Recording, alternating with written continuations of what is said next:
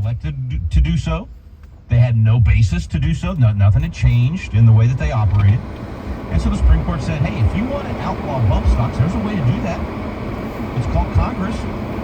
Now, I would actually argue that Congress, when it limits your ability to keep and bear arms in any way, as St. George Tucker said in the founding era, under any color or pretext whatsoever, he said, liberty, if not already annihilated, is on the brink of destruction. So I would argue they don't have the power, but at least the court said we don't have the power.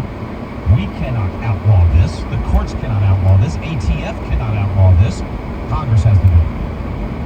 So there's a restoration of jurisdiction beginning. There's beginning to be an understanding of how a constitutional republic works. And the debate's going to have to take place on whether or not we even are a constitutional republic. You know, you might have seen the CNN clip where they went and interviewed some of these Trump supporters at these Trump rallies and talked about threat to democracy and all of that. And these Trump supporters, who I think must be Constitution coaches from Patriot Academy, because they answered it like I've been telling everybody to answer it, which is, yes, we're a threat to democracy because we're not a democracy, and we were never intended to be a democracy. And a democracy, according to the founders, is mobocracy, one of the greatest of evils, and always ends in violence. And therefore, we are a constitutional republic. And the CNN reporter was shocked that people would be, in their opinion, in CNN's opinion, so stupid that they think we're a republic, not a democracy. They actually think we're even a constitutional republic. CNN should read the Constitution. Perhaps should read the Constitution before the big debate. You know, in 2 days, we're going to have a debate for what is, cliche, but yes, the most important election of our lifetime. And it's going to be controlled by CNN, completely controlled. Like nobody in the audience, nobody else can video. I mean, this is George Orwell stuff. You would hope that the people that are going to do that might have read the Constitution that sets up the very debate that they're about to have for the very office in Article 2 that we're trying to choose. Just a suggestion. Might want to do that in a constitutional republic. But who am I? All right, I'm Rick Green, America's Constitution Coach. You're listening to At the Core with Walker Wildman and Rick Green. We'll be right back.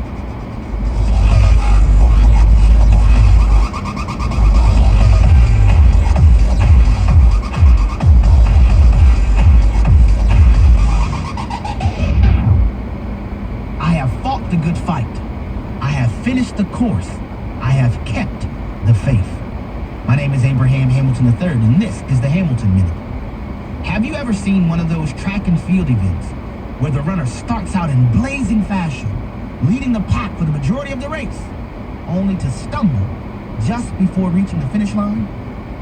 Starting the race well and running well are vitally important, but if we don't finish the race well, all else can be overthrown.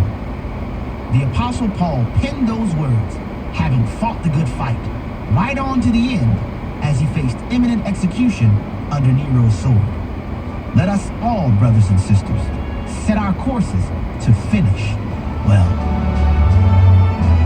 Listen each weekday from 5 to 6 p.m. Central for the Hamilton Corner with Abraham Hamilton III, public policy analyst for the American Family Association.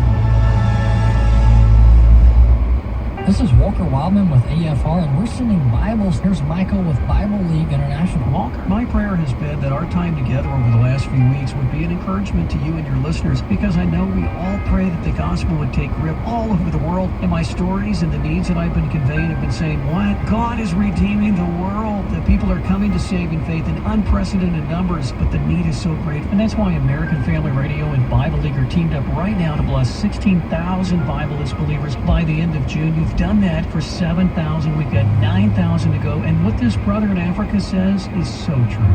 Giving a Bible to somebody is the greatest gift you can give somebody in life. Hey, will you consider making a gift in honor of or memory of your father? Since Father's Day is June 16th, our goal, 16,000 Bibles, 7,000 there, 9,000 to go at $5 a Bible. Call 800-YES-WORD, 800-YES-WORD. That's 800-YES-WORD, or give at sendbiblesnow.org. Sendbiblesnow.org. AFA is teaming up with Answers in Genesis for the second annual AFA at the Ark. Join Wesley Wildman, Tony Vitagliano, and their families October 31st to November 2nd. And it went so well. Not only did we add 50 seats on the bus and on the trip, we also added a stop at the Creation Museum as well.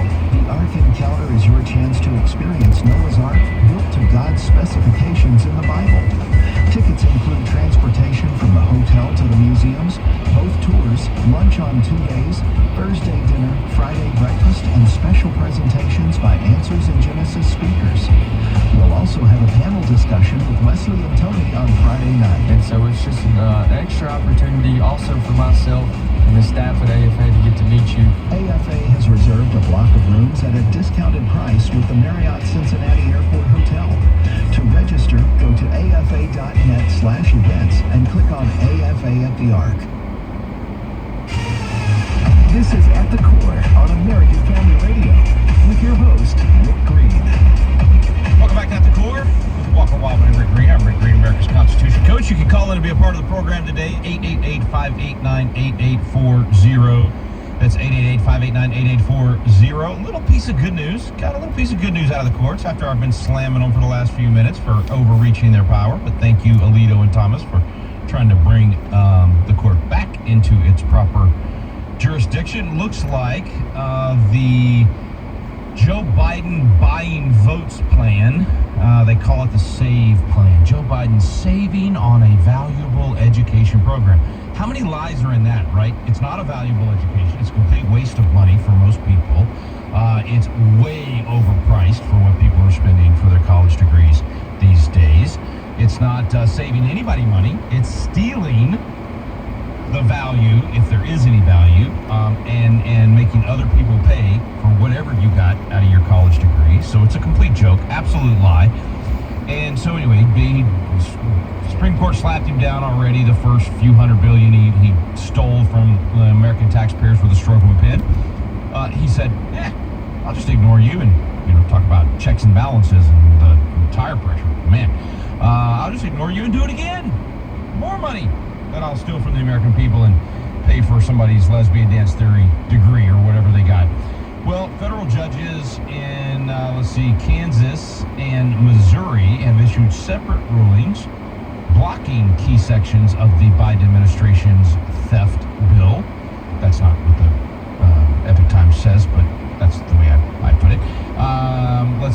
So a new version of the program that would reduce payments and shorten maximum repayment periods was set to take effect in July. So apparently you've got a few people that still think with their brains and try to stop this. And so Attorney General from Kansas, who's, by the way, great guy, Chris Kobach, he's done a lot of good stuff. He's actually spoken at our Pro-Family Legislature Conference over the years and just doing a great job of challenging a lot of the Biden administration stuff. He's essentially like a Ken Paxton from Texas, who's led the way on this as well. And then Missouri's Attorney General, Andrew Bailey, same thing. Another one that has been willing to go after a lot of this stuff. So I'll just read you a couple of their quotes. So Chris said, as the court correctly held, whether to forgive billions of dollars of student debt is a major question that only Congress can answer. This is not only unconstitutional, it's unfair. Blue-collar Kansas workers who didn't go to college shouldn't have to pay off the student loans of New Yorkers with gender studies degrees. Okay, he says it nicer than I did. And so it looks like this lawsuit wasn't just them. So it was Kansas, Alaska, Texas, South Carolina, about 11 or 12 states in total involved in this thing. So good stuff. That's at least a step in the right direction. Hopefully the Supreme Court will slap him down again completely, but most importantly, the American people are the ones that got to say enough is enough. We'd like to get back to constitutional governance. And we'd like for the Congress to make law in this country and not the courts or the presidents. So, gotta be done. All right, let's go to the phones. And by the way, if you want to call in, phone number is 888-589-8840. We'll start with Mary over in Tennessee. Mary, go ahead. You're first up today. What's your comment or question today? I have a couple, actually. One, I was going to call in yesterday and try to do what I didn't know the number to call in, and I was wanting to mention something about geoengineering and what they're doing with the weather, where they're trying to make it worse than it is, make the hoaxes can be real about the climate change thing. Well, most likely yesterday that was the host's fault. I don't know who that guy was that was standing in for Walker, but he probably didn't give out the phone number enough. So whoever it was. I didn't write it down or have it at the time to get a hold of it. Well, but he deserves to be shamed because it was me. Anyway, all right, go ahead, Mary. But you're right. The whole engineering of the food thing. Go ahead. Let's talk about that before we get into your other question. The engineering weather thing is what I was talking about. Oh, the weather. Oh, yeah. All this stuff they're doing where they're seeding the clouds and literally trying to control the weather, which used to be a joke. But now they're seriously doing it. And we don't know what the effects of that will be in terms of how it affects our climate cycles, right? Yeah, there's some geoengineering websites that kind of cover some of that stuff that brought that to my attention. Interesting. And it's not good. It's not healthy for us either to be exposed to all those chemicals, not to mention 5G and cell phones aren't that great for us either. Yeah, there's a lot of it out there, and a lot of it where, again, we just don't know. And I will admit to you, Mary, I am failing miserably on one of these areas. My wife keeps telling me, stop using the Bluetooth earbud things. That, you know, a friend of ours actually told me, she's like, why don't you just stick your head in the microwave? I mean, might as well. And so my wife's trying to get me to break that habit, but I travel so much, and I keep trying to go to corded headphones, you know, and have the cord there, and it just gets in the way, and it's so convenient, and so I'm frying brain cells probably with those AirPods. Well, but no, finding out how the cell phone use is actually causing cancer. People that are carrying cell phones in their breast pocket are getting breast cancer, both men and women. And people that carry on their weights are also in their pockets are also getting cancer in their reproductive areas as well.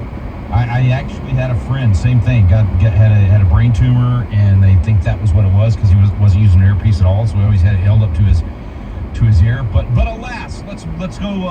What was you were also wanting to talk about who's running for office? Go ahead. Yeah, I was trying to find out how I find out about my election stuff, like who's running for office, what banners are on the bills, those sort of things. I don't know where you're going to start looking for that sort of thing. My favorite website for this is iVoterGuide.com. iVoterGuide.com.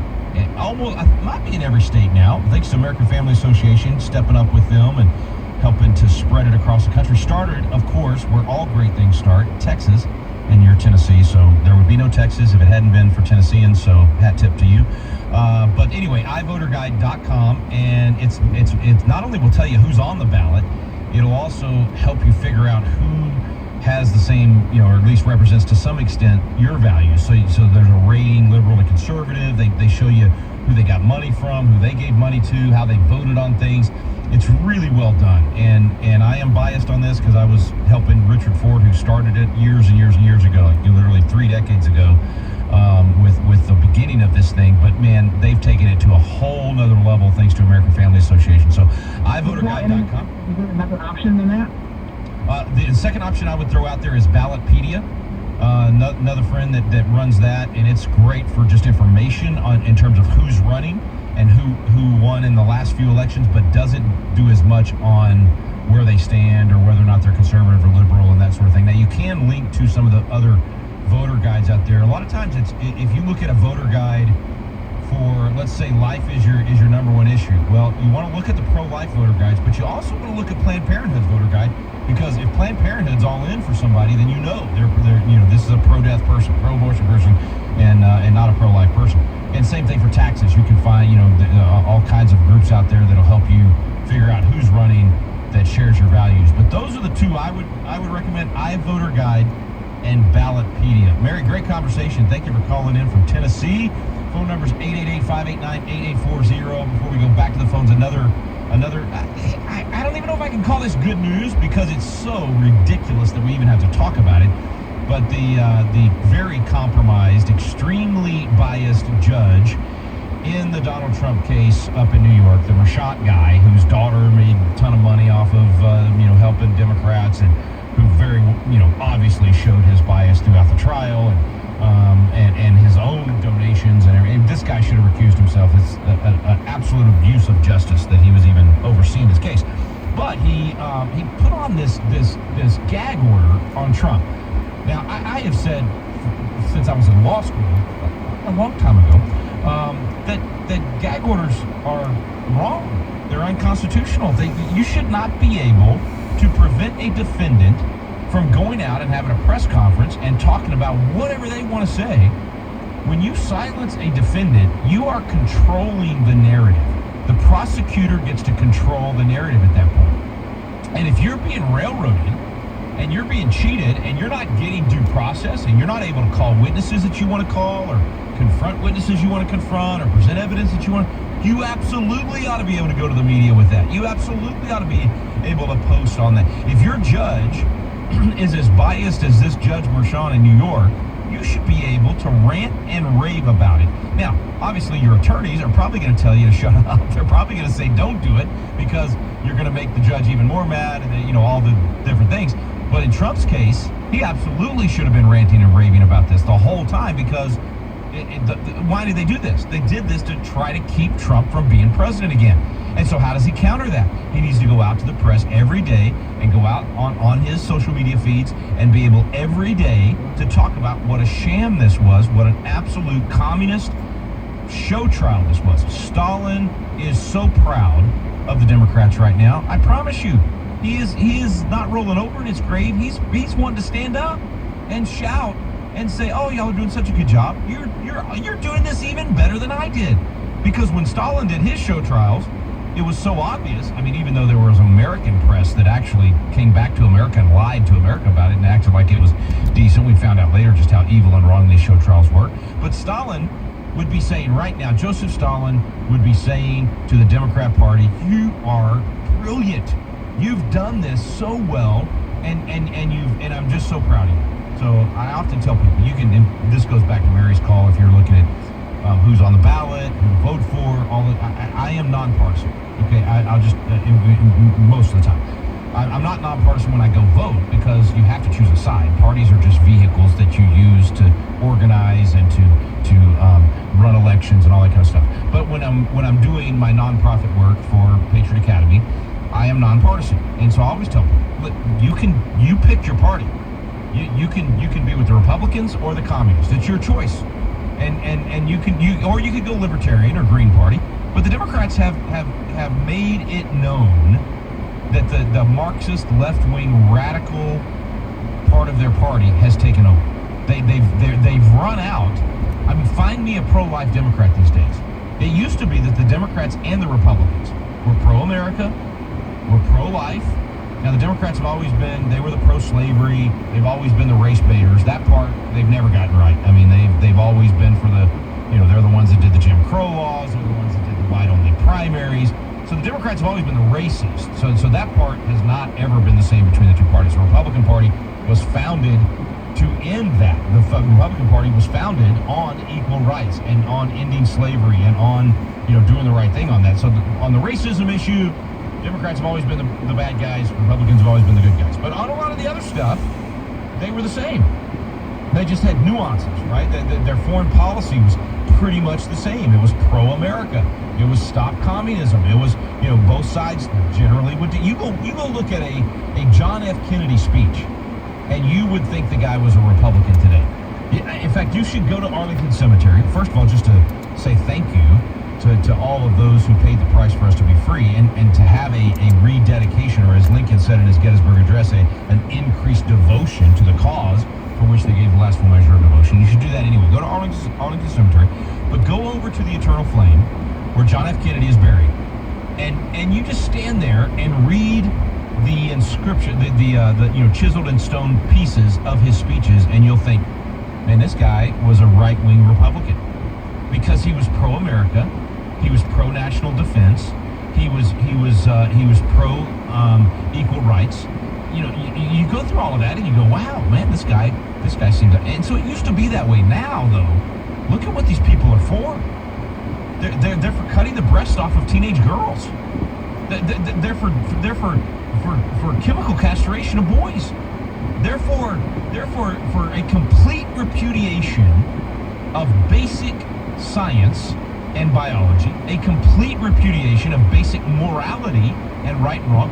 They celebrate drag queens, grown men dressed up in flamboyant women's outfits, reading to children in libraries. They actually had at the Texas Democrat Party convention, they had a drag, and I'm still confused on whether it was a girl pretending to be a guy, pretending to be a girl, or it was actually a guy pretending to be a girl. I can't keep up with these people. But this one, whatever it was at the Democrat state convention bragging about how many children he, she, it, whatever they call themselves now, had influenced and interacted with. That's the Democrat Party of today. How a Christian could possibly vote for Democrats at any level based on what the Democrat Party is championing now, I cannot comprehend that. You cannot reconcile the Bible and biblical worldview and any concept of right and wrong with what the Democrats fight for today, with what the Democrats push through, especially Joe Biden and the Biden